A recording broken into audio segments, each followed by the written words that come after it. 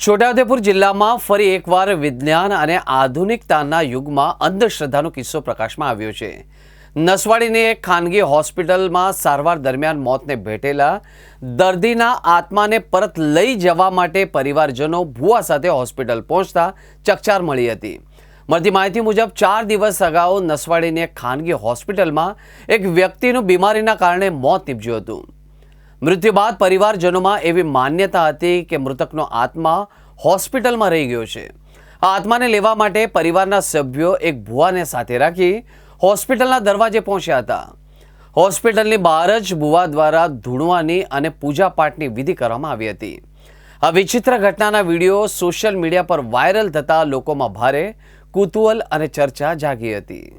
છોટાઉદેપુરમાં કેસર હોસ્પિટલમાં બોકડિયા ગામના એક દર્દીનું સારવાર દરમિયાન મોત નીપજ્યું હતું। તેના પરિવારે આત્મા લેવા માટે બળવા વિધિ કરવા માટે બોલાવી અને કમ્પાઉન્ડની બહાર વિધિ વિધાન કરે છે। આ બળવા વિધિમાં ધૂણે છે અને આવા ક્રિયાકાંડ કરે છે। વિજ્ઞાન જાથા બહુ સ્પષ્ટપણે માને છે કે ભારતમાં આત્માના નામે અનેક તૂત ચાલે છે। તેમાંનું આ એક હોસ્પિટલ બહારનું બળવા વિધિ એક તૂત જ છે।